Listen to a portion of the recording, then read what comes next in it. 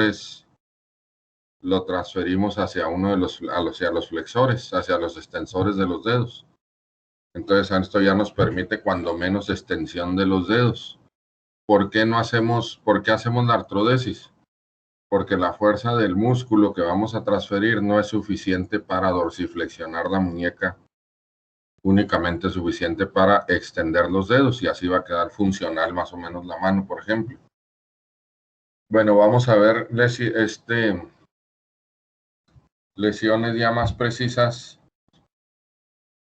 por cada nervio o por cada tronco nervioso. Vamos a empezar con el plexo braquial, que está formado por dos troncos primarios y troncos secundarios. Los troncos primarios, el tronco primario superior C5 y C6 con una anastomosis de C4. Entonces prácticamente C está formado por C4, C5 y C6. Se unen y se va a formar uno, después se van a dividir en anterior y otro posterior. El tronco primario medio únicamente está formado por C7 y también se va a dividir en un anterior y en uno posterior. Ahorita aquí vemos el anterior y aquí vemos el posterior de cada uno. Por último, el tronco primario inferior está formado de C8 a T1. Igualmente se divide en un tronco secundario anterior y en uno posterior. El tronco secundario anteroexterno se reúne en la rama anterior de los dos troncos primarios superior y medio. Entonces, tenemos el anteroexterno, anterointerno y posterior. Entonces, dos anteriores y uno posterior. El anteroexterno formado por las ramas de las primeras dos troncos primarios, las primeras dos ramas anteriores. Y el tronco secundario anterointerno, continuación de la rama anterior del tronco primario inferior. Rama anterior del tronco primario inferior. Este es el tronco primario inferior. Aquí va, esta es.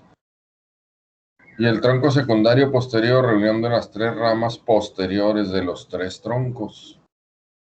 ¿Sí?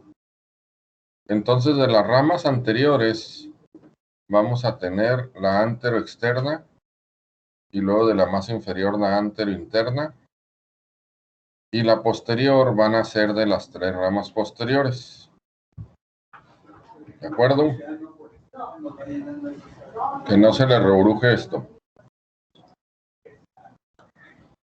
Entonces, las ramas primarias pues no tienen mucho chiste, ¿verdad? De C4 a C6, únicamente C7 y de C8 a T1. Y estas se unen y se dividen en una anterior y otra posterior. Esas ramas anteriores y posteriores se van a unir algunas entre sí y las dos ramas superiores nos van a dar el tronco secundario. Tronco secundario anteroexterno. Y la anterior de la más inferior en tronco secundario anterointerno. Y todas las posteriores se van a juntar para darnos el tronco secundario posterior. Ahora, el tronco secundario anteroexterno nos va a dar los nervios musculocutáneo y raíz externa del nervio mediano. Aquí está musculocutáneo y raíz externa del nervio mediano. El tronco secundario anterointerno va a dar la raíz interna del nervio mediano y del nervio cubital.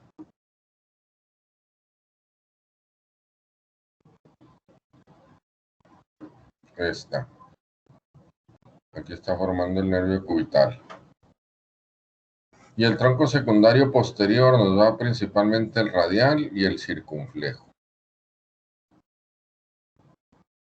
El tronco secundario posterior, acuérdense. El tronco posterior, el circunflejo, que es lo mismo que el axilar. Aquí lo vemos marcado. Es lo mismo el axilar que el circunflejo. Entonces tenemos principalmente los troncos posteriores, el secundario posterior, el nervio radial y el axilar o circunflejo. El tronco, el nervio cubital, lo tenemos de este tronco, el posterior interno, perdón, antero interno, y el nervio mediano con una combinación de los dos. Entonces de aquí salen, aquí vemos los troncos primarios, secundarios son estos, y luego ya se dividen aquí en sus nervios, pasan por detrás de las clavículas, en medio de los músculos escalenos, se van hacia el brazo. Aquí vemos cómo el circunflejo o axilar pasa por la axila y le da vuelta al húmero para inervar el músculo deltoideo. Esto es muy importante porque a la hora de abordar quirúrgicamente el húmero debemos de tener mucho cuidado de no lesionar este nervio levantando todo el músculo deltoideo con todo y su nervio. Y también aquí vemos la relación con la clavícula. Bueno, ahora vamos a ver patrones comunes de lesión del plexo. Puede haber parálisis total del plexo braquial.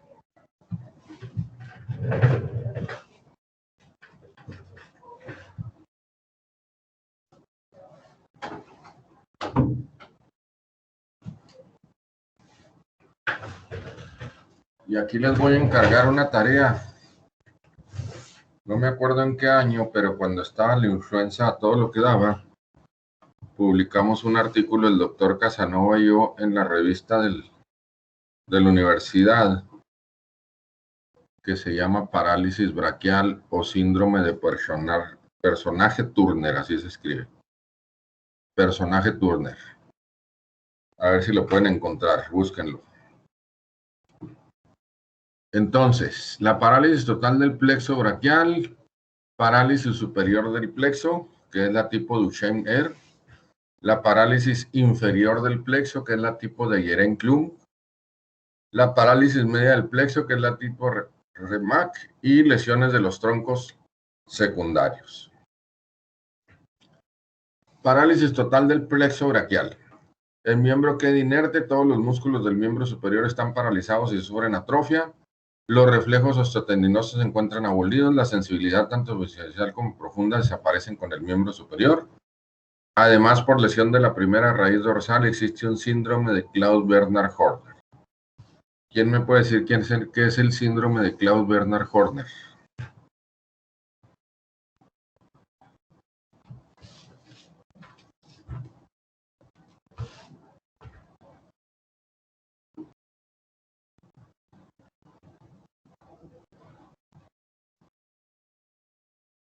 ¿Nadie?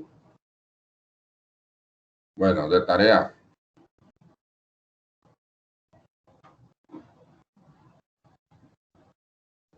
Ya van dos tareas, Personage-Turner, el artículo, y el síndrome de Claude-Bernard-Horner. Bueno, vamos ahora a hablar de la parálisis superior del plexo. Estas son más frecuentes en los recién nacidos por una lesión en el trabajo de parto, ya sea porque el niño venga cefálico y sacamos primero las extremidades superiores, o porque lo jalamos de las axilas, o por alguna tracción muy fuerte en los brazos. Es frecuente que haya parálisis en los recién nacidos. La parálisis del plexo superior tipo Duchenne-Eyre es la más frecuente. Se afectan las raíces de 5 y C6, o sea, el tronco primario superior. Los músculos afectados más constantemente son el deltoides. ¿Por qué el deltoides? Porque como dijimos, de los troncos posteriores sale el nervio radial y el nervio axilar o circunflejo que inerva el deltoides. El supraespinoso el infraespinoso, el redondo menor y el braquial anterior. Los movimientos afectados, por tanto, serán la abducción por afección deltoidea, la rotación externa por afectación de los rotadores del manguito rotador y la función del codo por parálisis de los bíceps braquial y braquial anterior. La actitud del miembro es característica, pende a lo largo del cuerpo en rotación interna y pronación. O sea, háganlo ustedes, hagan este movimiento, muevan bien esta postura, con el brazo pendiendo al lado y luego rotación interna, o sea, la palma viendo hacia afuera, hacia atrás, y en pronación hacia adentro, ¿sí? Como quien dice en abducción. Entonces, esa es la clásica postura cuando hay lesión del plexo superior. Los reflejos bicipital y el estilo radial se encuentran abolidos.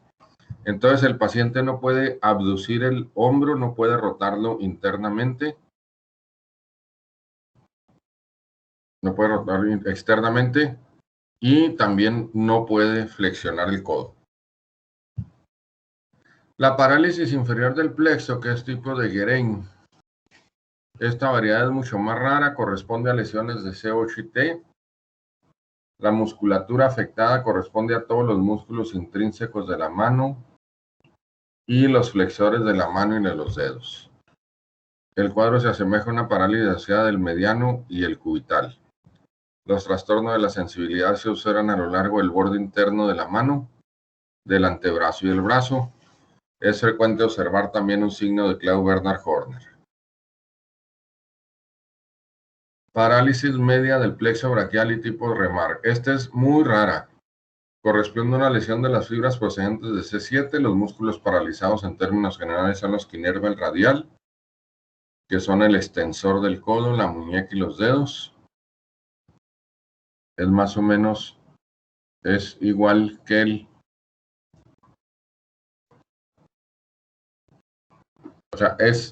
acuérdense, el nervio radial nos da extensión del codo, extensión de la muñeca y extensión de los dedos, ¿sí?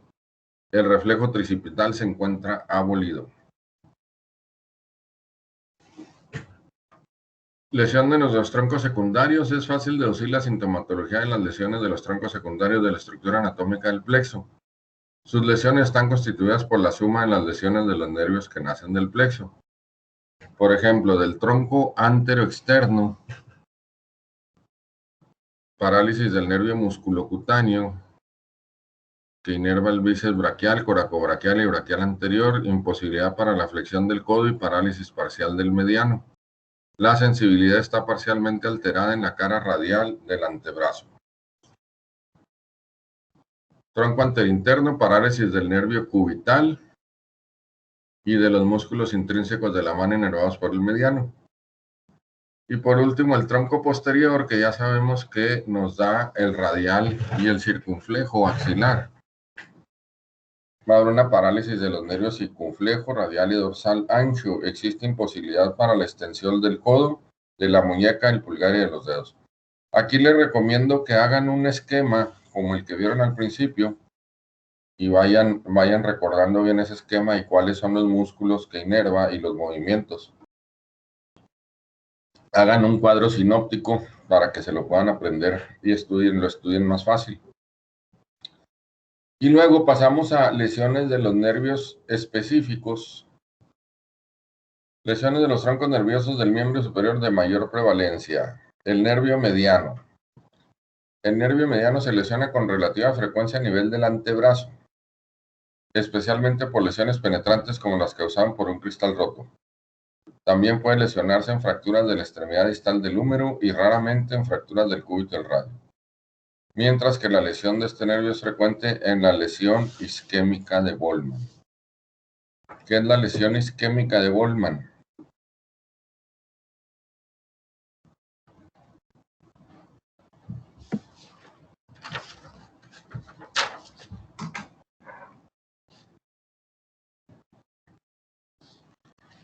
¿Qué es la lesión isquémica de Bolman?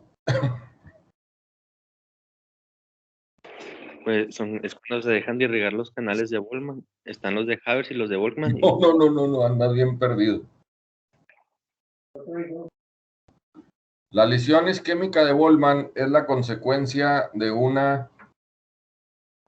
un síndrome compartimental a nivel del antebrazo.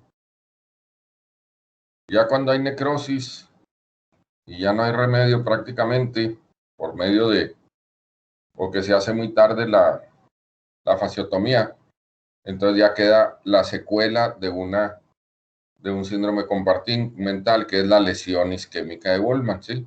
O parálisis isquémica de Volkmann. Volkmann la describió en el antebrazo, por eso se le llama así. Bueno, entonces, la lesión de este nervio se encuentra en la lesión isquémica de Volkmann. El nervio mediano, inervación muscular, flexores de la muñeca, palmar mayor, flexor radial del carpo, flexor cubital del nervio, todos los flexores. Flexor común superficial de los dedos, flexor común profundo de los dedos, eminencia tenar, abductor corto del pulgar, oponente del pulgar, flexor corto del pulgar, flexor profundo del índice, pronación del antebrazo, pronador redondo y cuadrado, hipotrofia tenar. Bueno, entonces vemos que el músculo nervio mediano es principalmente flexor, ¿sí? Principalmente flexor y pronador.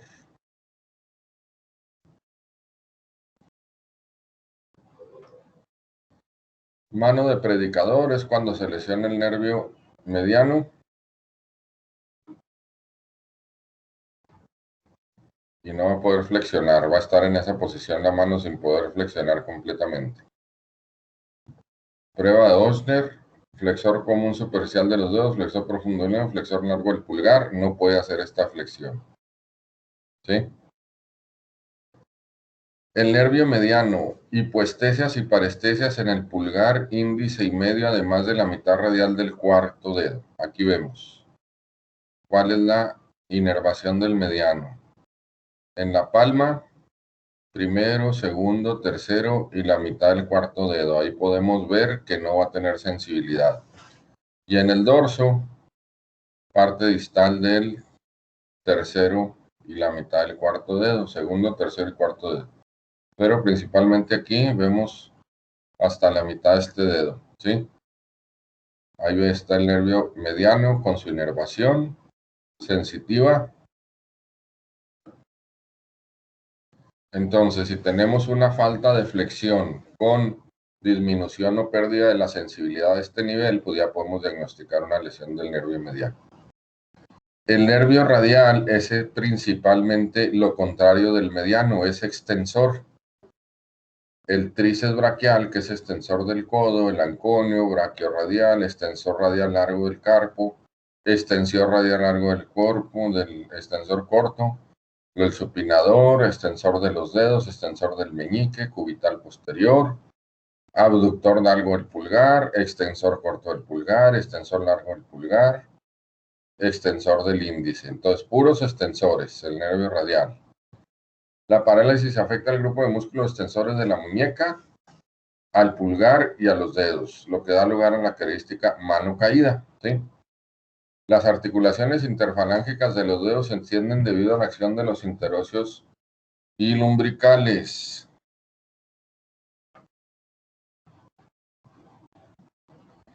Entonces,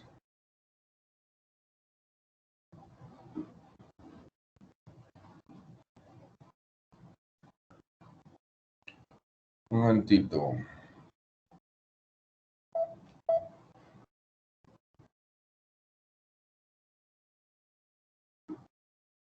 Entonces, cuando vemos un paciente que no puede extender bien los dedos, que nomás entiende una parte de las articulaciones metacarpofalángicas sobre todo,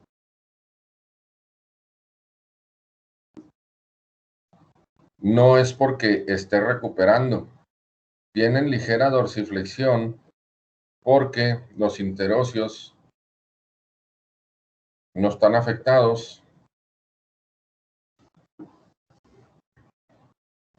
En cambio, los que están inervados son el nervio radial, o sea, los lumbricales, sí están afectados.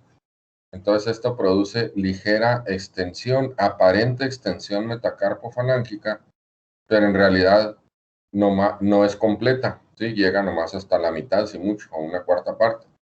Entonces no debemos confundir ese movimiento de los interóseos con el movimiento normal de una extensión completa de los dedos. Frecuente en fracturas de húmero y el 90% recupera a los 3 o 4 meses. Si a los 6 meses no ha recuperado, se recomienda el tratamiento quirúrgico. ¿Cómo se llama esta lesión que recupera en los 6 meses?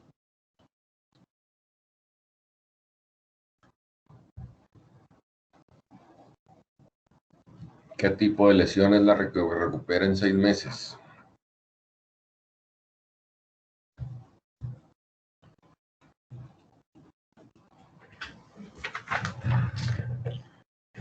A ver, Quirós, Sí, doctor. dígame cuáles son las lesiones nerviosas, cómo se clasifican.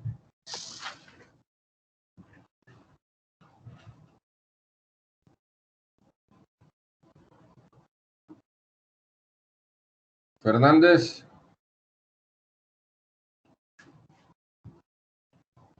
Fernández, Sí, doctor.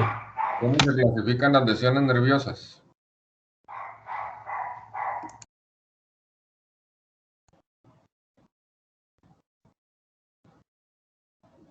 Calvillo.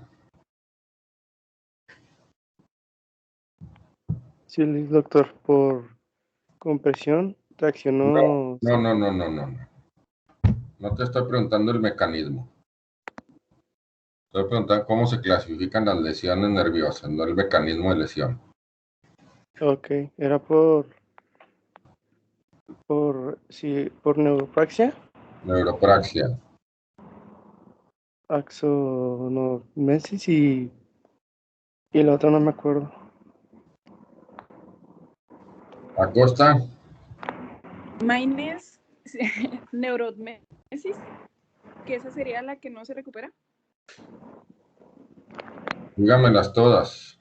Pero ok, es neuropraxia, axonomesis y neuromesis. ¿Y cuáles sí recuperan y cuál no? La neuropraxia tengo entendido que en pocos días o semanas, la axonomesis tengo entendido que la recuperación es espontánea y en la neuromesis, en este grupo no se puede anticipar la recuperación espontánea. Muy bien, entonces, si a los 6 meses no ha recuperado, pues vemos que es una neuromesis. Si no hay signos electromiográficos de recuperación, tiene mejor pronóstico que los otros nervios tratados quirúrgicamente.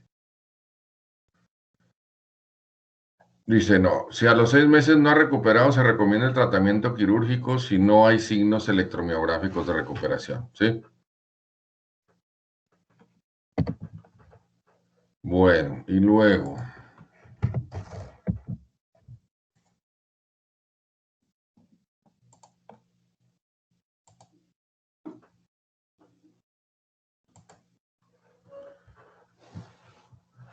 Tiene mejor pronóstico que los otros nervios tratados quirúrgicamente. Entonces aquí tenemos la inervación del mediano, la inervación del cubital y la inervación del radial es principalmente dorsal, la sensitiva. Viene el nervio radial primero por esta parte anterior y aquí a este nivel de la muñeca se divide en dos, nos da una rama palmar que es motora y nos da una rama dorsal que es principalmente sensitiva y nos va a dar sensibilidad de toda esta zona. Entonces en la cara más externa, el nervio cubital, primero y segundo dedos, la mitad del quinto, perdón, cuarto y quinto dedos, la mitad del cuarto. Y luego sirve el nervio mediano principalmente en la parte medial y más bien en la parte dorsal medial es el radial. Bueno, ahora vamos a ver lesiones del plexo lumbar, lumbosacro o lumbar. Estas lesiones, el nervio, el plexo se compone desde las raíces de L4 hasta S3. sale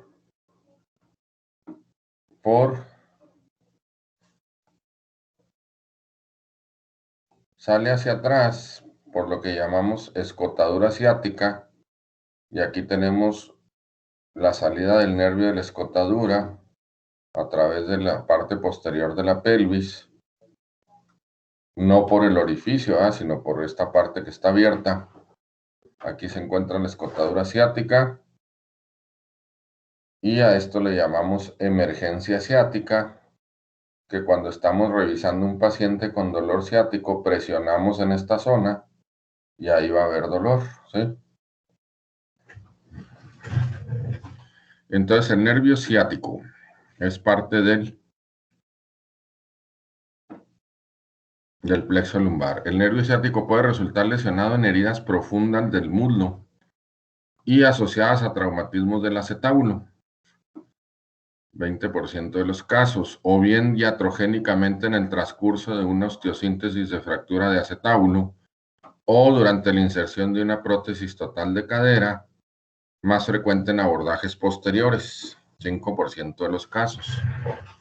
Si la lesión es completa, se produce una parálisis de todos los músculos por debajo de la rodilla. En las lesiones parciales, lo más común es que el nervio afectado sea el ciático popliteo externo. La reparación de la lesión del tronco del nervio ciático no suele dar resultados desde el punto de vista de la recuperación motora. Casi siempre terminamos, cuando una lesión del nervio ciático es muy alta, casi siempre terminan amputados porque esa extremidad nada más les va a estorbar, y aparte, como no hay sensibilidad, van a sufrir lesiones que se infectan, así como en un diabético cuando no sienten la extremidad inferior. Aunque dice, la reparación de la lesión tronco nervioso no suele dar resultados desde el punto de vista de la recuperación motora, aunque puede recuperarse algo de la sensibilidad necesaria para la prevención de úlceras por decúbito del pie.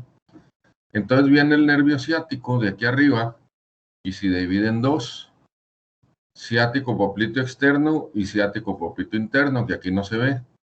El nervio ciático popliteo externo o peroneo común, vean cómo pasa dando vuelta al cuello del peroné. Y aquí golpes directamente en esta zona. Es muy frecuente que veamos nosotros neuropraxias de ese nervio por golpes a ese nivel. Neuropraxias o lesiones completas.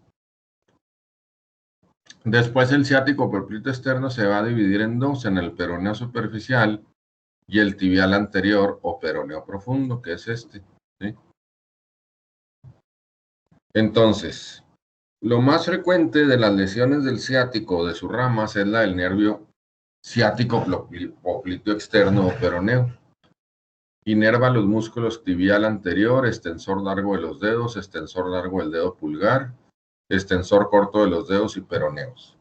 La lesión suele localizarse en la zona en que este nervio rodea la cabeza del peroné, al encontrarse prácticamente subcutáneo. Entonces, ¿qué va a pasar con un paciente que tiene lesión del ciático popliteo externo? ¿En qué posición va a tener el pie? Si tiene perdidos todos los dorsiflexores, ¿en qué posición estaría el pie? A ver, ¿quién me dice?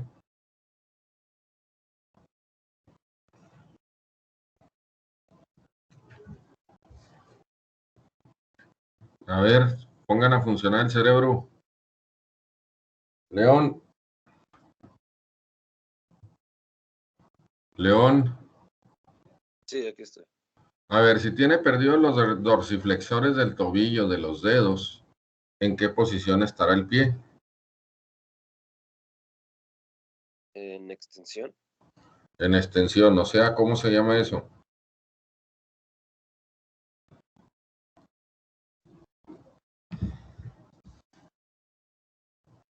¿Cómo se llama la extensión del tobillo? ¿Qué posición es? Acosta.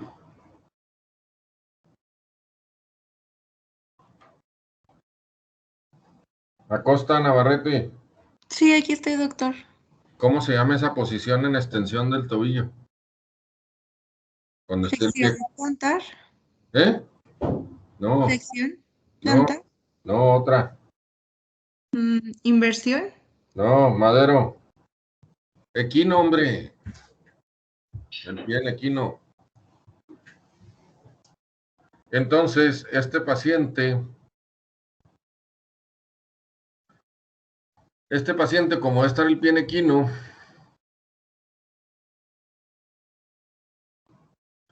va a caminar con una marcha en steppage. Quiere decir que tiene que levantar mucho la pierna porque como la punta está caída, para que no roce la pierna, y al momento de dar el paso va a pegar primero la punta del pie en el piso y luego el talón.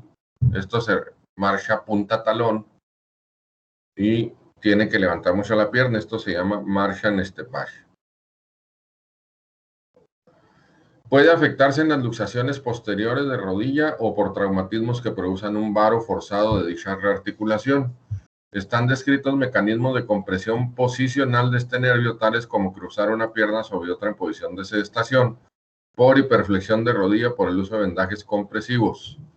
Su parálisis produce una flexión plantar e inversión del tobillo. El paciente camina con una marcha en steppage, elevando el pie para permitir que los dedos no tropiecen con el suelo.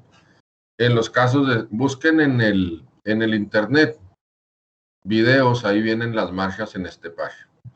En los casos de sección del nervio, la reparación término-terminal solamente obtiene un 36% de resultados aceptables. El tratamiento consiste en rehabilitación y utilización de una órtesis que evite el pie caído como alternativa al tratamiento quirúrgico, o sea, nomás para que camine mejor. Es una órtesis que tiene unas bisagras flexibles en el tobillo que al momento de dar el paso elevan el pie para que no esté caminando de puntitas, ¿sí? Puede recurrirse a la transposición del tendón del músculo tibial posterior a través de la membrana interósea y su inserción en la cuña medial en el dorso del pie según la técnica de Barr. Lo mismo que decíamos en la muñeca, ¿eh? Podemos transferir un músculo posterior hacia anterior para lograr la dorsiflexión. Nervio tibial posterior y anterior, síndrome del túnel tibial anterior y posterior. Se debe a la compresión de este nervio en el retináculo flexor que forma un túnel osteofibroso con la parte distal de la tibia, este retináculo, ¿sí? Entonces aquí viene el nervio, cruza por el retináculo. En este caso el nervio posterior, aquí vemos el retináculo donde cruza, y el nervio anterior, aquí vemos el retináculo, ¿sí? Dice, con la parte distal de la tibia, el calcáneo y el astrágalo. Ese atrapamiento produce dolor y sensación de quemazón en la planta del pie. El signo de Tinel es positivo. Madero, Sí, doctor. ¿qué es el signo de Tinel?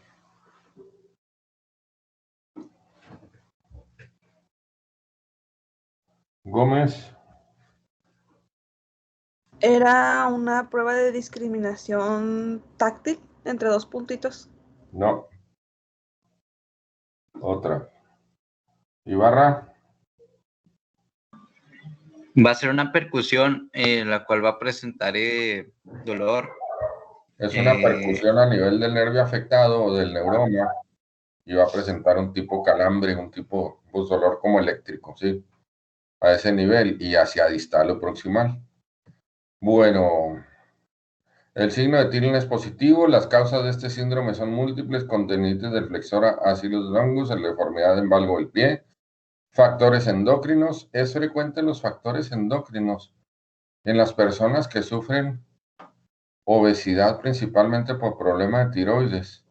Se junta la grasa a nivel de estos túneles y no permiten y comprimen el nervio.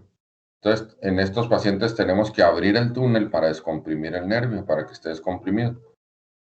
Traumatismos, varices, etcétera. Las molestias aumentan con la actividad y mejoran con el reposo. Entonces, si hacemos el signo de Tinel a este nivel o a este nivel, nos va a salir positivo porque ahí está inflamado el nervio. El tratamiento ortopédico consiste en la utilización de férulas, modificaciones del calzado, antiinflamatorios e inyecciones locales de corticosteroides. Si los síntomas persisten, la liberación quirúrgica del retináculo flexor da buenos resultados. Muy bien. Estas son las lesiones nerviosas más comunes.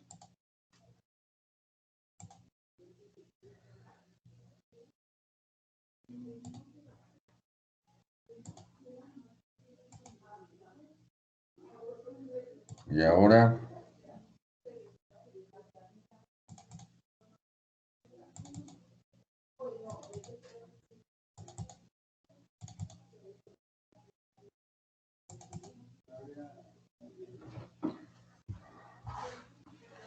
vamos a empezar con un tema muy interesante, no tan aburrido como los dos anteriores, que son las artropatías. Las artropatías se dividen en artropatías sépticas, que son las piógenas, y no eso es I.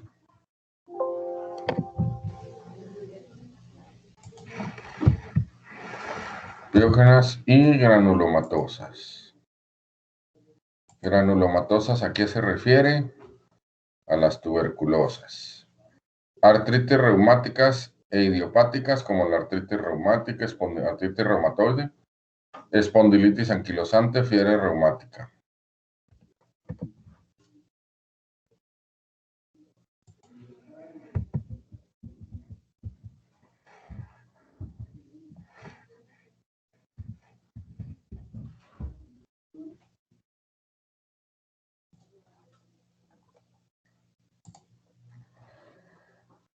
Artritis degenerativa u artrosis u osteoartrosis o enfermedad articular degenerativa. Todo esto que ven aquí se encierra en una sola enfermedad que se llama artritis degenerativa o artrosis. Y hay artritis metabólicas y artritis traumáticas. En general, todas estas nos producen artrosis. Y apunten la definición de artrosis. Una artrosis es la degeneración del cartílago articular con cambios en la epífisis. Repito, degeneración del cartílago articular con cambios en la epífisis. ¿Por qué se puede lesionar el cartílago articular? Pues por una infección, por un problema reumático o por problemas metabólicos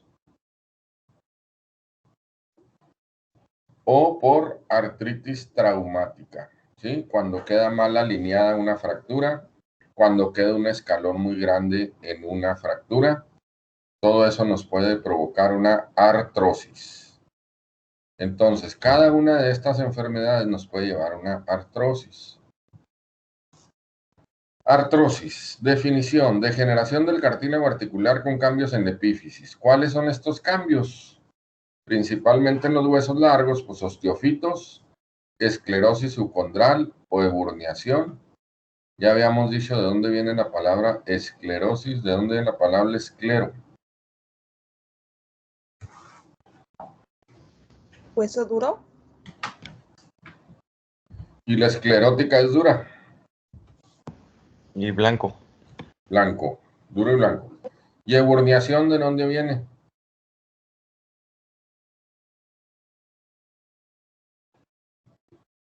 Del marfil. Hueso eburnio, hueso duro y blanco, como marfil.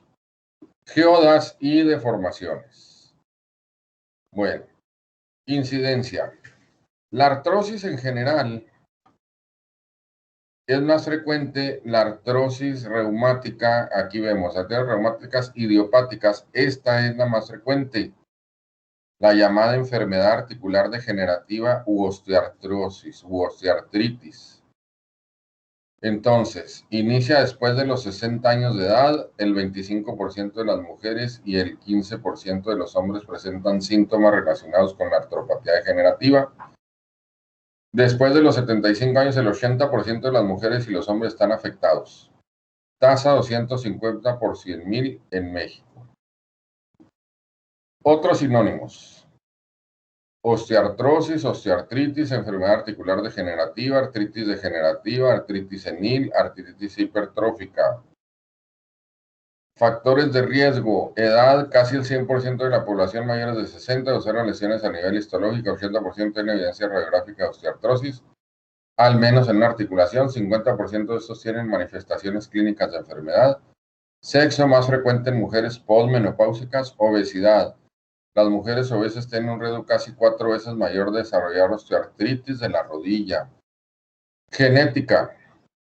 Se encontró con frecuencia elevada de HLA1 y B8 en pacientes con osteoartrosis nodular generalizada, mutaciones en el gen de colágeno tipo 2, localización en el cromosoma 12 y denominado COL2A1. Puede ser un factor determinante para el desarrollo de osteoartrosis.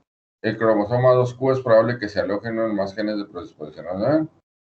La mala alimentación o traumatismo articular, la alteración de la geometría articular puede interferir en la nutrición del cartílago, alterar la distribución de la carga, modificando la composición biomecánica del cartílago. Localización articular. Los condrocitos de la rodilla tienen más receptores de interleucina 1 y esto la afecta. Bueno. Componentes de un cartílago articular. Agua, condrocitos, protoglicanos y colágeno tipo 2. Fisiopatología, factores predisponentes, etiologías secundarias. Por ejemplo, podemos dividir las artrosis en primarias y secundarias. Primarias es cuando no encontramos ninguna causa y las secundarias es cuando sí encontramos alguna causa. ¿Sí? Si tenemos un factor predisponente, puede haber una producción anormal de matriz extracelular, colágeno tipo 1 y 3 en lugar de colágeno tipo 2. Cambios histopatológicos en el cartílago, por lo tanto, activación celular y las sinoviales empiezan a producción de citocinas, proinflamatorios IL-1, TNFA y reguladores interleucina 4-6. El condrocito produce metaloproteínas elastasas, prostaglandinas, factores de crecimiento. Las metaloproteínas elastasas y prostaglandinas producen inflamación y destrucción del cartílago. Los factores de crecimiento producen osteofitos y esclerosis. Los condrocitos producen enzimas proteolíticas que van a degradar los proteoglicanos y enzimas colagenolíticas que degradan la colágena.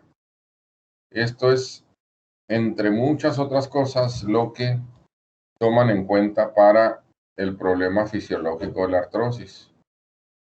Entonces, una artrosis la dividimos en primaria o idiopática, más frecuente en mujeres, o sea, cuando no sabemos la causa, que es muy común, es la enfermedad reumática muy común, esta. Más frecuente en mujeres adultas, se desarrolla de manera espontánea en personas de mediana edad y progresa con una exageración del proceso normal de envejecimiento de las articulaciones.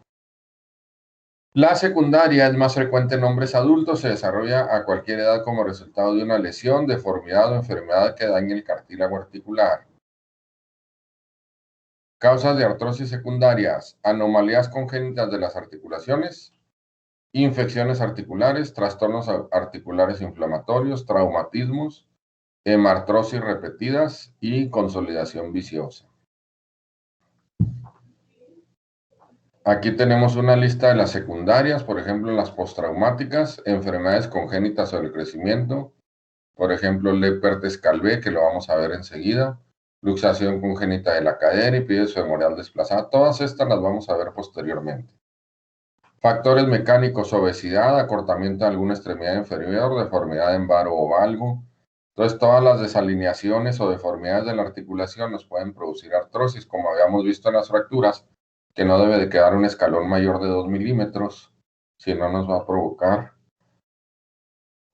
artrosis. Igualmente, otras enfermedades como la enfermedad de Ehlers-Danlos, que después le vamos a ver también. Enfermedades por depósito de calcio, todo eso nos puede producir una artrosis secundaria. Entonces, principalmente, incongruencia adquirida, desaparecencias articulares, deformidades extraarticulares con alineamiento incorrecto de las articulaciones, inestabilidad articular, lesión, por ejemplo, en lesiones de ligamentos, lesión cartilaginosa y atrogénica, y las lesiones de los meniscos, con el tiempo nos van a producir lesión del cartílago porque ya no está el menisco ayudándole a cargar la rodilla. Reacción de los elementos articulares al desgaste: cambios en cartílago articular, hueso subcondral que se pone duro, eburnio, y se ve blanco en la radiografía. Membrana sinovial y cápsula engrosan, hay hipertrofia y los músculos se atrofian. Entonces aquí tenemos los cambios en el cartílago articular, la degeneración, que aparece primero como fibrilación, ¿sí? Vemos aquí la sinovial crecida, perdón, la lesión meniscal a este nivel. Vemos la sinovial hipertrófica. Hay engrosamiento también de la cápsula. Aquí vemos cómo el hueso ya se ve de otra coloración, ¿sí? Esta parte del hueso, como defensa, se hace más duro y crece hacia los lados.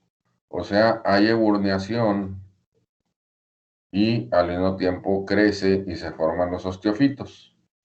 Como un método de defensa para aumentar la superficie articular y hacer más dura esta zona para que aguante las compresiones.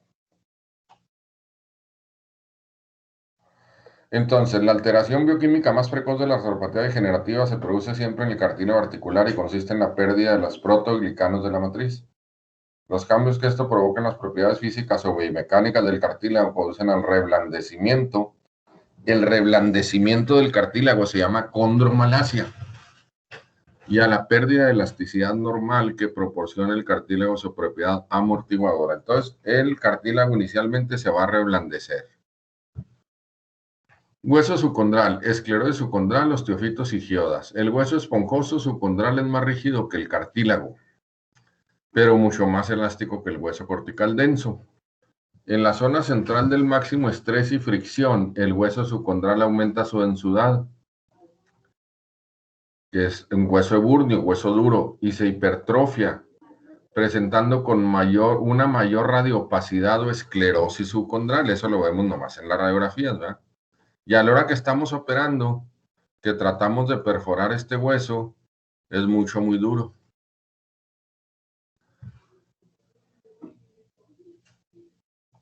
El hueso marginal al cartílago articular, marginal se refiere el hueso que está aquí en las orillas donde termina el cartílago, este es el hueso marginal, ¿sí? El hueso marginal al cartílago articular crece como mecanismo de defensa para aumentar la superficie articular de contacto creando los osteofitos marginales. La presión excesiva, particularmente en las articulaciones que soportan peso, como las caderas, conducen al desarrollo de lesiones quísticas en el interior de la médula sencondral llamadas giodas. Aquí no se alcanzan a ver, pero son estas rueditas, ¿sí? Aquí se ven, ¿sí? Y esta también. Estas son las giodas. Esta es la esclerosis. Aquí vemos la pérdida de cartílago, la esclerosis, y aquí vemos los osteofitos, ¿sí? Donde más frecuentemente se ven las giodas es en la cadera, no tanto en la rodilla. Entonces, esta clasificación de Kilgren y Lawrence está medio jaladowski, porque aquí dice posibles osteofitos y luego posible disminución y se la lleva puro posible. Vámonos a ir así. Tipo 1, disminución del espacio, ¿sí? O sea, estrechamiento del espacio articular. Tipo 1 o grado 1. Grado 2, va a haber la disminución del espacio articular más osteofitos, ¿sí? Grado 3, disminución del espacio articular, osteofitos y esclerosis. Grado 4, todos los anteriores con una pérdida completa del espacio articular y en caso de la rodilla, deformidad de la extremidad, en valgo o hacia donde sea, ¿sí? Entonces, ¿sí lo anotaron? ¿Puede repetir el último, Doc, por favor, el 3? Todas las anteriores, pero con una pérdida completa del espacio. Aquí todavía en este grado 3 se ve algo de espacio, pero vean en la 4, ya hay deformidad, ya está topando hueso con hueso, ya hay deformidad, ¿sí? Doc, ¿la 2 era disminución del espacio articular más osteofitos? Sí. La 1, disminución del espacio. La 2, disminución del espacio más osteofitos. La 3, disminución del espacio más osteofitos más esclerosis. La 4, disminución del espacio osteofitos, esclerosis, giodas, ahí faltó giodas. Y deformidad, ¿sí?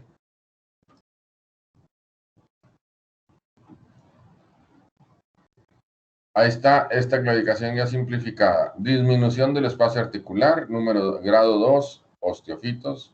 Grado 3, le agregamos esclerosis subcondral. Grado 4, geodas o desalineación en la rodilla o deformidad. Ya más de primaria ya no se los puedo poner. Clínica, dolor. La principal manifestación es el dolor. Vamos a ver qué tanta atención están poniendo. Martínez. Sí, doctor. ¿De cuál enfermedad estamos hablando? A ver, estaríamos hablando de una... caray.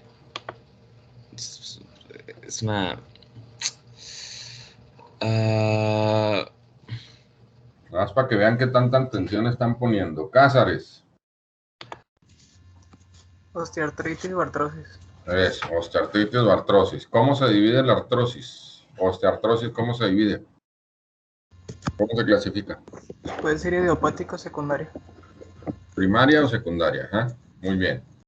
Entonces, hay dolor. La principal manifestación es el dolor. Esto es originado por el hueso, la membrana sinovial, la cápsula fibrosa y también el espasmo de los músculos circundantes. El dolor se agrava con el movimiento y se alivia con el reposo. Bueno, esto no siempre es así. A veces cuando empiezan el movimiento mejora. Chasquido y crepitación. Es posible que el paciente perciba que el movimiento articular ya no es suave, sino acompañado de múltiples chasquidos y crepitaciones. ¿Esto por qué? Porque ya prácticamente está rozando hueso con hueso y eso es muy doloroso. Rigidez. La articulación tiende a estar rígida tras un periodo de reposo, trastorno llamado como fenómeno de gelificación articular. Hay nódulos en los dedos de la mano. En la artrosis degenerativa primaria o idiopática suele existir nódulos de Heberden en las articulaciones interfalángicas distales o lesiones similares en las articulaciones interfalángicas proximales llamados nódulos de Bouchard. No más que los nódulos de Bouchard son más frecuentes en artritis reumatoide. Y los nódulos de Heberden, que son estos, los distales, son más frecuentes en la osteoartrosis. ¿De acuerdo? Entonces, osteoartrosis, nódulos de Heberden. Artritis reumatoide, nódulos de Bouchard. Hay una clasificación artroscópica, pero esta pues no vamos a darle mucha importancia. Si estuvieran entrando a artroscopías con nosotros, pues sí, pero no están entrando. Artrosis, tratamiento inicial, modificaciones mecánicas, órtesis, bastones, andador para que disminuya la carga. No hay ningún medicamento existe que detenga el desgaste articular. Por más que les digan que sí, que el cartílago de tiburón, condroitín, glucosamina, todos esos sirven para mejorar el dolor a lo mejor, pero no para detener la evolución. La evolución no se puede detener. Se puede hacer más lenta, retrasar, por medio de bajar de peso, cambio de actividades. Ahí sí lo podemos mejorar. Pero no existe ningún medicamento que quite la enfermedad. Nosotros utilizamos el plasma rico en plaquetas, utilizamos el ácido hialurónico inyectado, diferentes cosas, pero son puros métodos paliativos para mejorar el dolor únicamente. Pero una artrosis que empieza a muy temprana edad casi siempre llegan a necesitar el único tratamiento que es el definitivo, que es la prótesis, cuando ya tienen mucho dolor. Entonces, fisioterapia, estiramiento y movimientos y fuerza, porque si muchos pacientes por el dolor dejan de hacer ejercicio, de moverse, hay que bajar de peso. Analgésicos, paracetamol, que pues esto no es muy Con esto podemos empezar, pero ustedes saben que el paracetamol no es muy bueno para dolor. Tratamiento, entonces, tratamiento inicial. Tratamiento 1, modificaciones mecánicas, fisioterapia, estiramiento, movimiento. Esto está repetido.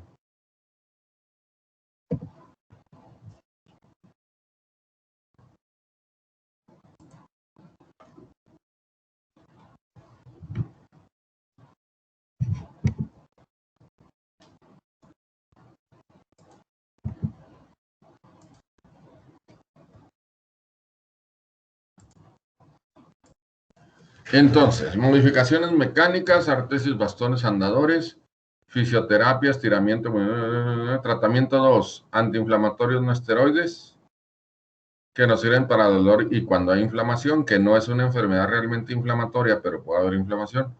El ácido hialurónico, que es la viscosuplementación, que lo están sacando ahorita en internet como si fuera algo maravilloso. Hay un comercial por ahí donde sale una jeringuita inyectando y parece que se llenara la rodilla de gel. Son puras mentiras, es ácido hialurónico. Y el plasma rico en plaquetas, que nosotros lo utilizamos mucho aquí en el hospital. A todos los pacientes con artrosis de rodilla les estamos inyectando plasma rico en plaqueta. Se centrifuga la sangre, se agarra el plasma rico en plaquetas, una parte que se ve ahí, y se le inyectamos en la rodilla y muchos pacientes tienen buenos resultados con mejoría del dolor. Y tratamiento 3, lavado artroscópico, significa que vamos a cepillar la membrana sinovial, a hacer perforaciones en el cartílago para que sangre, o en el hueso para que sangre y se forme una especie de membrana. Reparamos el menisco cuando se pueda reparar. Todos estos tratamientos son nomás paliativos. El mosaicoplastía o trasplante de cartílago, ponemos fragmentos de cartílago de la parte donde no apoya en la parte que apoya. Hay osteotomías que cuando, por ejemplo, la rodilla está en varo, la cortamos y la ponemos en valgo para que apoye más en la parte menos lesionada, que ya prácticamente no lo usamos. Lo que más utilizamos, pues, es la artroplastía, las prótesis. Los corticoides inyectados dan muy buen resultado en cuanto a dolor e inflamación. El problema es que los corticoides inyectados producen aceleración de la degeneración del cartílago. ¿Cuándo ponemos corticoides? Cuando la inflamación, el dolor es muy intenso, en pocas ocasiones, o cuando ya lo estamos programando para una prótesis. Si ya lo estamos preparando para una prótesis, pues ya no importa ponerle corticoides, ya no importa que se degenere el cartílago, porque pues ya lo vamos a poner la prótesis. Y como última opción, sobre todo cuando falla la prótesis o se infecta, la artrodesis, ¿sí? Entonces aquí tenemos de las operaciones más frecuentes para prótesis es de la rodilla y la cadera, y la causa más frecuente es la artrosis. Entonces aquí vemos cómo estamos sustituyendo la cabeza del fémur por esta prótesis con cabeza, cuello, apoyo en el trocánter y el vástago, ¿sí? Componente femoral o vástago. Y acá lleva una parte que es metálica que va insertada en el acetábulo, ya sea con cemento o con tornillos, como vemos en este caso. Y sobre esta parte metálica se inserta una de plástico. Entonces, el roce entre las dos superficies va a haber plástico con metal, que ha sido de lo más experimentado. Y si ponemos metal con metal, va a durar muy poco, es mucha la fricción. Entonces, la menor fricción que se ha visto hasta ahorita es el metal con plástico. Aquí vemos una cadera cómo está perdida completamente ya la articulación el cartílago, y requiere de una prótesis. Y también pues tenemos la prótesis de rodilla. Aquí vemos una rodilla con osteofitos, con artrosis tanto de la rótula como del fémur. Aquí vemos la pérdida de cartílago. Y la prótesis ya puesta, que incluye el componente femoral, el tibial, que también es plástico con metal, y el de la rótula. También se pone un componente en la rótula. En la columna también es frecuente la artrosis. y principalmente nos da dos problemas. Nos da una inestabilidad de la columna y nos da osteofitos. Hay que recordar que en la columna tenemos diferentes articulaciones en cada vértebra. En una vértebra lumbar, 1, 2, 3, 4, tenemos 6 articulaciones. La del disco, de vértebra con vértebra en el cuerpo, y las de las apófisis articulares, que son estas. Cualquiera de estas nos puede dar artrosis y haber un crecimiento de osteofitos. Y aquí vemos cómo un osteofito del cuerpo está creciendo hacia atrás y está obstruyendo el foramen intervertebral o agujero de conjunción por donde salen las raíces nerviosas. Entonces, un osteofito hacia atrás nos puede comprimir las raíces nerviosas a nivel del agujero, a nivel del conducto raquídeo, y además la hipertrofia y osteofitos de las articulaciones posteriores también nos pueden dar esa compresión.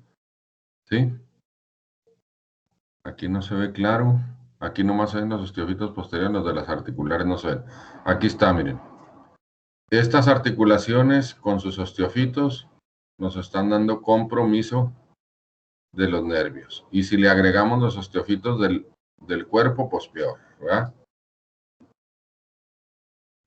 Entonces, tenemos el orificio de conjunción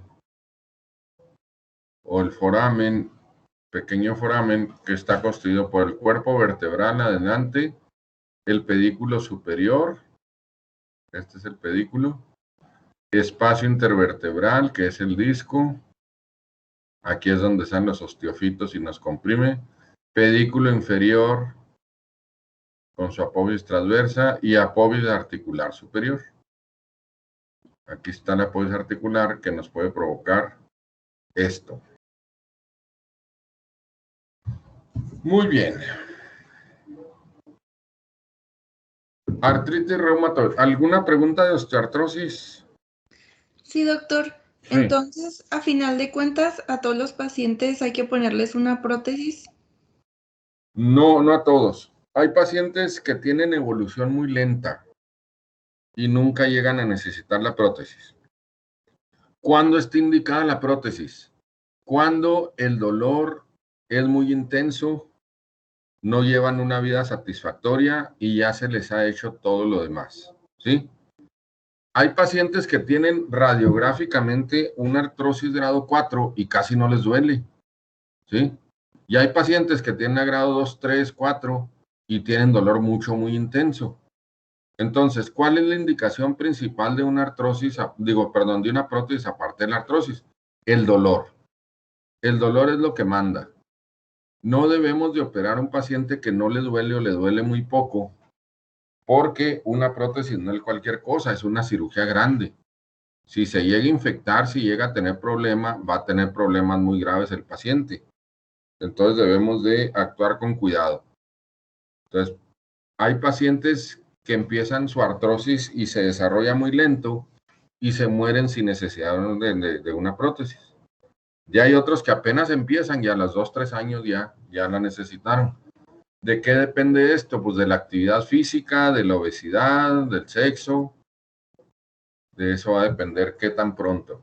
Si vemos una paciente con una artrosis grado 2 y tiene 45 años, pues estamos esperando que a los 60 ya tenga una grado 4 y vaya a necesitar prótesis.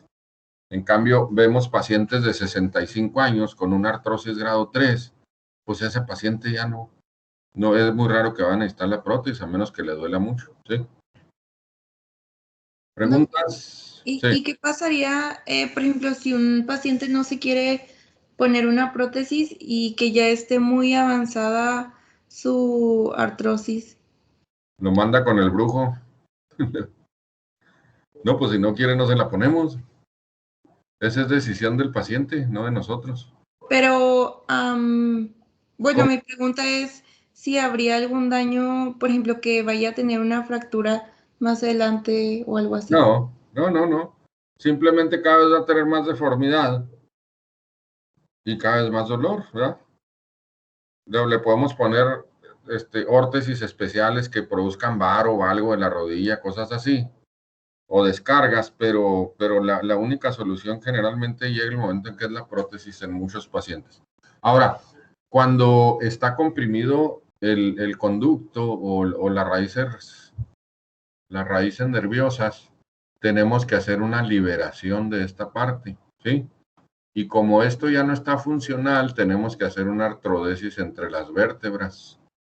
Entonces descomprimimos el nervio y hacemos artrodesis, ¿sí? Eso se hace en la artrosis de columna. Y en los demás, pues generalmente prótesis. Ahora, no todas las prótesis en todas las articulaciones funcionan. Por ejemplo, en el tobillo ya hay prótesis de tobillo, pero no dan buen resultado.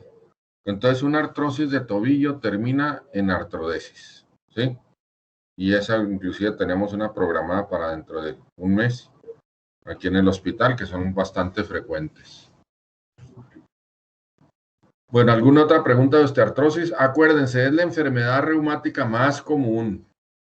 Todo paciente que llegue y les dé su historia clínica, les platique que le están enchecando las rodillas, que le están creciendo, que le duelen en las mañanas, que le revisan los dedos en busca de giodas, lo primero que deben de pensar es una osteoartrosis, ¿sí?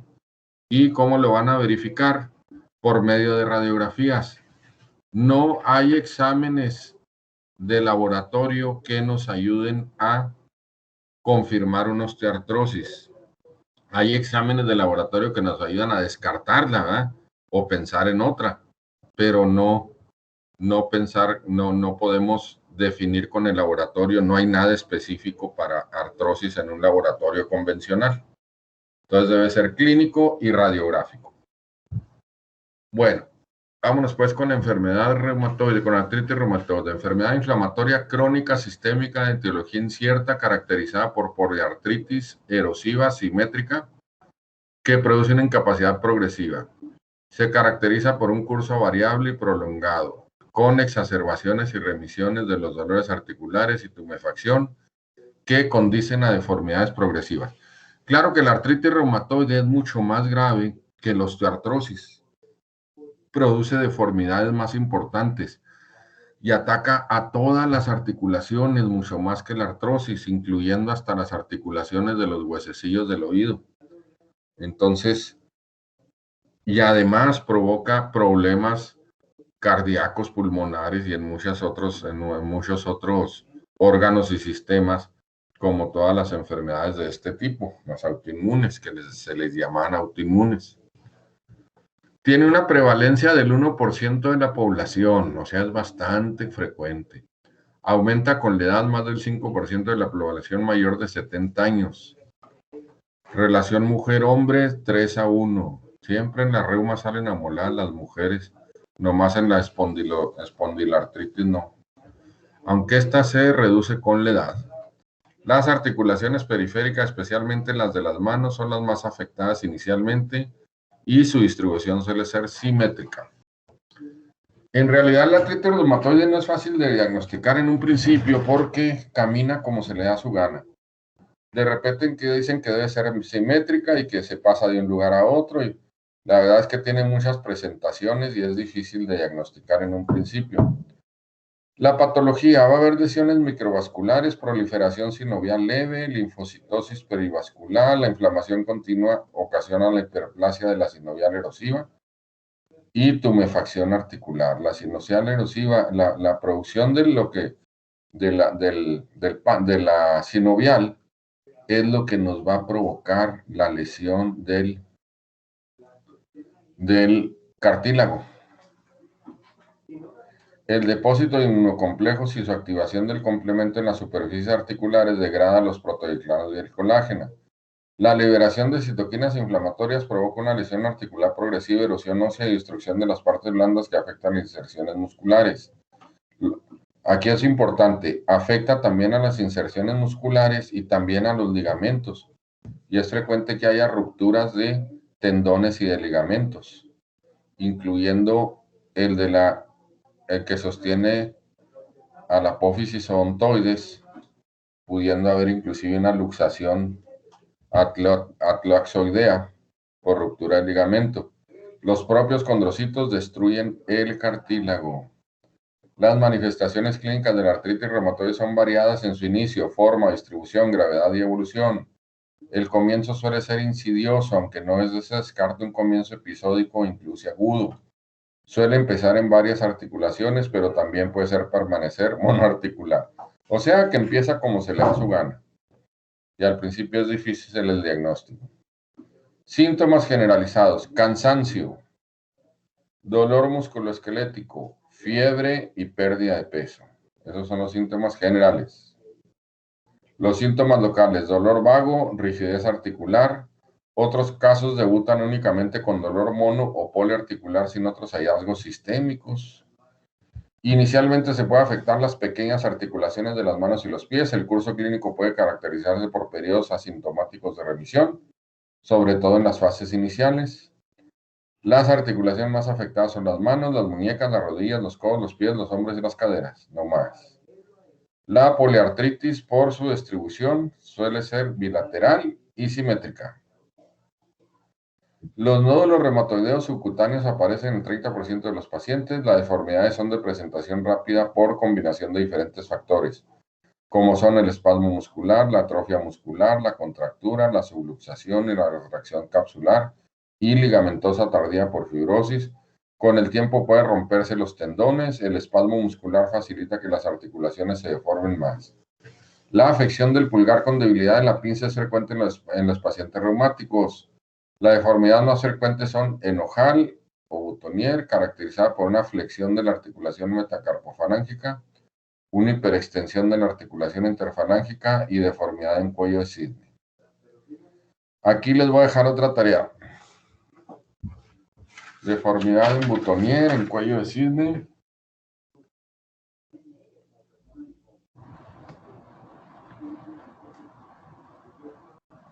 En martillo.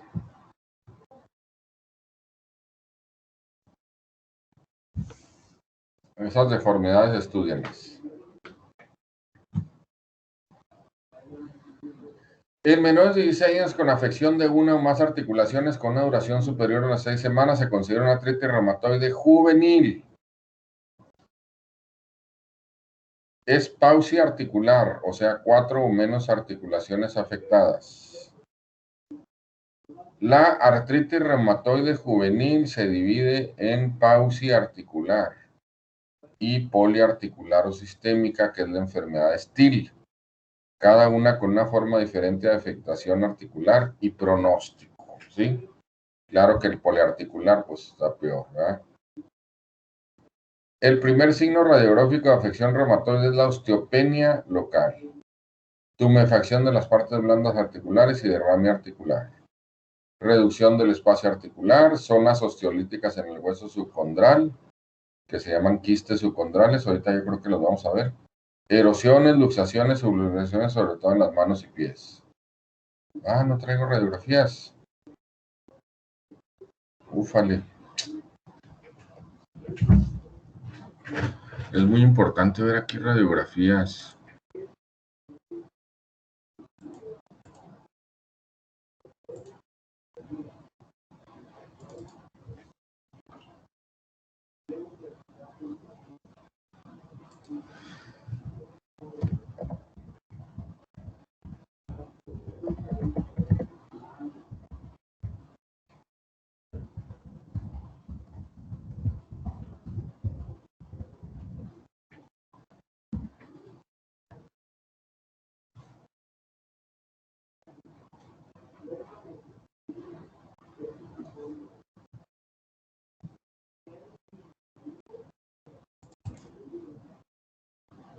Bueno, ¿alcanzan a ver esa imagen? Sí, doctor. En la osteoartrosis, vemos aquí en las orillas osteofitos, pero vean en la artritis reumatoide lo que se le llama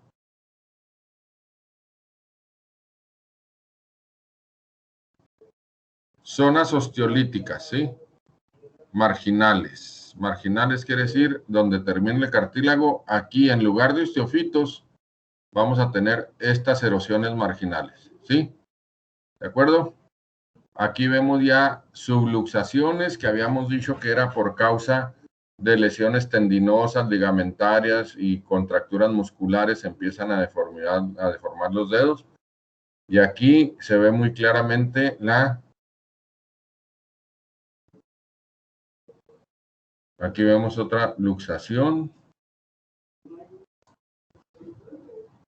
Aquí no se ve nada.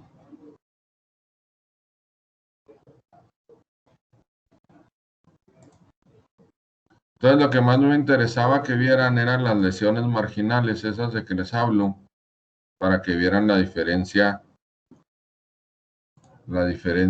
entre la osteoartrosis y la artritis. Aquí vemos una pérdida ya. Aquí hay, al mismo tiempo que es una enfermedad diferente, nos provoca también una artrosis de las articulaciones y su deformidad, ¿verdad? Entonces, una artrosis en sí aparece en muchas enfermedades, como lo vimos desde el principio, ¿sí? Artrosis. Y hablar de enfermedad articular degenerativa o osteoartrosis, pues es una enfermedad específica. Bueno, parece que ya no hay otras imágenes que nos ayuden a ver las lesiones marginales. Aquí apenas se alcanza a ver. Aquí apenas se alcanza a ver.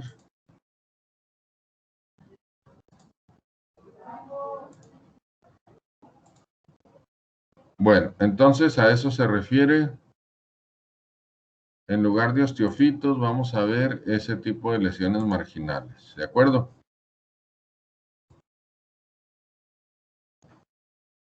Aquí ya vemos una mano completamente luxada, toda deformada por artritis reumatoide.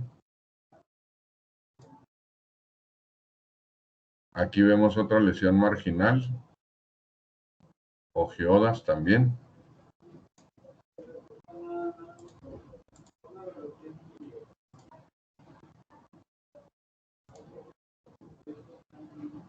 Aquí vemos otra lesión marginal. Bueno, entonces esas son las lesiones marginales. Zonas osteolíticas luego secundaria, erosiones, luxaciones o luxaciones, sobre todo en las manos y en los pies. En el laboratorio vamos a encontrar anemia y leucocitosis. Esto es muy importante saberlo. Anemia. Velocidad de sedimentación globular elevada, generalmente más de 10, algunos dicen que más de 15, 20. Proteína C reactiva positiva, medida más directa de inflamación, es más directa que la BCG. Factor reumatoide positivo, 70-90%, es un antígeno IgM, dirigido frente a la porción FA de la propia IgG del paciente. Factor reumatoide, pues, es una inmunoglobulina M.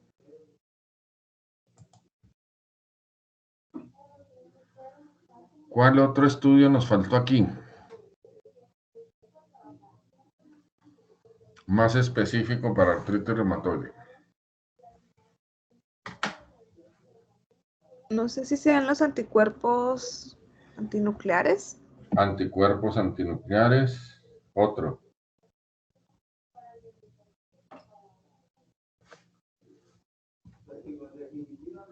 El más moderno que ha salido.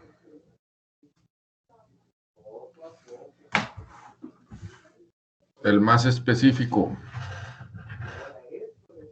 Apúntenlo de tarea.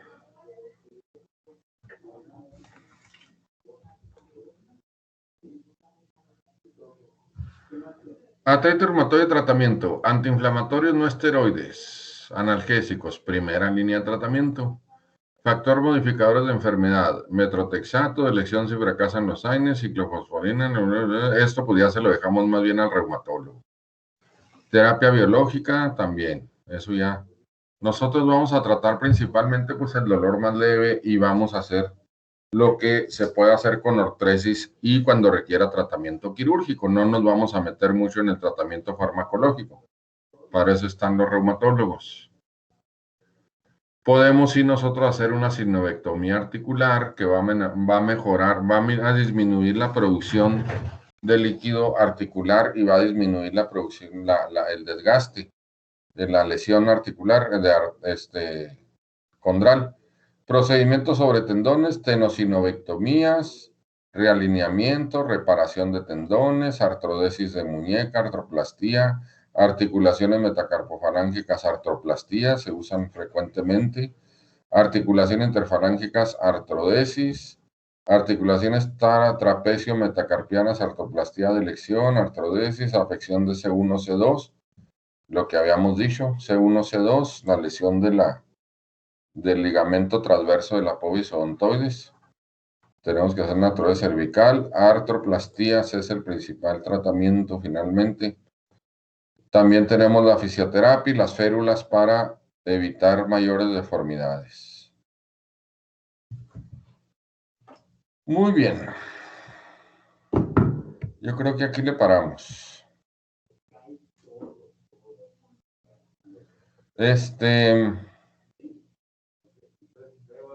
Entonces el miércoles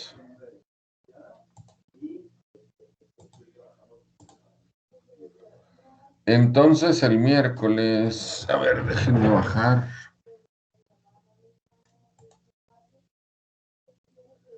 Descargar lista de asistencia. Muy bien. Entonces el viernes tenemos el examen, ¿verdad? Sí, doctor. ¿Dijo que a las 9? A las 9. Yo dije que a las Sí, ¿no? 9. Pues no Según me yo, acuerdo. que porque tenía algo importante que hacer y que iba a llegar a las 9. Ah, caray. El viernes. Ah, es que el viernes tengo clase de 7 a 8 con los residentes. Entonces, saliendo de la clase de los residentes, aquí en el hospital, me voy para allá, para ICB. Entonces, es posible que llegue poquito tarde, pero no a las 9. No, traten de estar ahí desde las 8. Muy bien. Sí. Para que les vayan dando salón y todo. Ahí en la dirección de ICB. Que nos den salón. Y yo nomás termino la clase con los residentes y me voy para allá. ¿Sí? ¿De acuerdo? Muy bien, Doc. Sí. De acuerdo, doctor. Cualquier otro cambio, yo les aviso por el WhatsApp. Muy bien. Está bueno. Nos vemos pues. Muy bien. Hasta el viernes, bye bye. Hasta el viernes. Buen día. Hasta luego.